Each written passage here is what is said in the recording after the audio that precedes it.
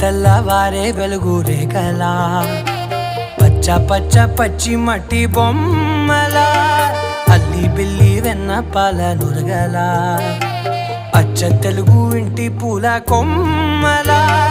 దేవదేవుడే పంపగా ఇలా దేవతే మా ఇంట అడుగే పెట్టెనంట బ్రహ్మ కళ్ళలో కాంతులే మా అమ్మలా మా కోసం మళ్ళీ లాలి పాడేనంట.